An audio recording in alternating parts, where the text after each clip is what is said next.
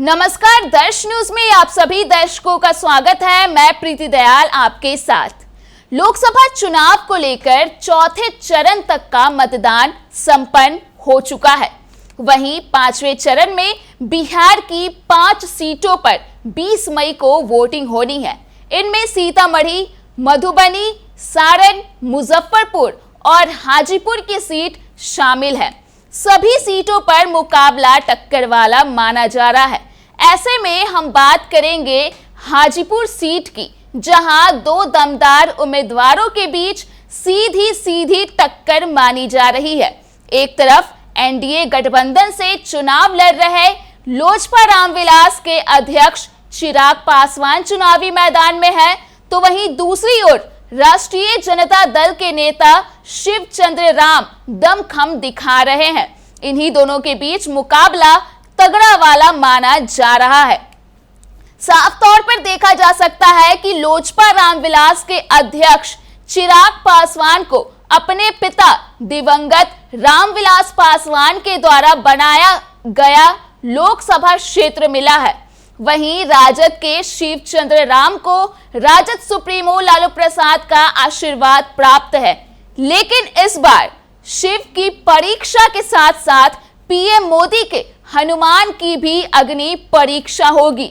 यह बात करें उम्मीदवार चिराग पासवान की, तो नामांकन का पर्चा भरने के बाद से वह लगातार अपने क्षेत्र में देखे जा रहे हैं। रैलियां, रोड शो के साथ साथ जनसभाएं भी कर रहे हैं। चिराग की जनसभा में जनता का हुजूम साफ तौर पर देखा जा सकता है।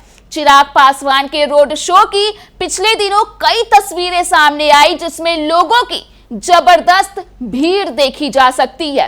ऐसे में हाजीपुर लोकसभा क्षेत्र से चुनाव लड़ रहे चिराग पासवान के लिए टर्निंग पॉइंट बना देश के प्रधानमंत्री नरेंद्र मोदी के संबोधन का चिरागमय हो जाना। दरअसल जिस ढंग से चिराग पासवान का पीएम मोदी ने कद बढ़ाया, वह चिराग पासवान के लिए संजीवनी से कम नहीं था। प्रधानमंत्री नरेंद्र मोदी ने हाजीपुर में चिराग के समर्थन में एक चुनावी रैली को संबोधित करते हुए जब कहा कि रामविलास पासवान सामाजिक न्याय के सच्चे साधक थे। रामविलास पासवान जी की आत्मा को केवल चिराग के जीतने भर से शांति नहीं मिलेगी, उनकी आत्मा को शांति तब मिलेगी जब उन्हें रामविलास पासवान से ज्यादा वोट मिलेंगे। बता दें कि लगभग 4 दशक से हाजीपुर की राजनीति से जुड़े दिवंगत रामविलास पासवान के मजबूत आधार का लाभ तो चिराग पासवान को मिलेगा ही, साथ ही इसके जातिगत समीकरण की बात करें तो चिराग का आधार वोट पासवान का समर्थन है। इसके अलावा भाजपा का आधार वोट सवर्ण और वैश्य के साथ पीएम नरेंद्र मोदी के विशेष प्रभाव वाले अति पिछड़ा वोट का भी सहारा है। वहीं इस बार तो चिराग पासवान को राज्य के मुख्यमंत्री नीतीश कुमार के वोट बैंक का भी आशीर्वाद मिल गया है। इसके साथ ही साथ राष्ट्रीय लोक मोर्चा और हिंदुस्तानी आवाम मोर्चा के आधार वोट चिराग पासवान के खाते में ही जाएंगे। तो कुल मिलाकर देखा जाए तो चिराग पासवान इस बार काफी ज्यादा दमदार खिलाड़ी के रूप में उभरे हुए देखे जा सकते हैं। इधर आरजेडी के प्रत्याशी को अपने सामाजिक समीकरण MY का भरोसा तो है ही, इसके साथ ही शिवचंद्र राम को तेजस्वी यादव के A to Z समीकरण का विश्वास भी हासिल है। तेजस्वी यादव ताबड़तोड़ रैलियां करते हुए देखे जा रहे हैं और लगातार जनसभाओं के जरिए महागठबंधन के प्रत्याशियों के लिए वोट की अपील कर रहे हैं। बहरहाल सबकी जीत के अपने अपने समीकरण हैं, लेकिन लोजपा और राजद के प्रत्याशी के लिए यह जरूरी है कि वे अपने अपने कैडर वोटरों को बूथों तक पहुंचाएं।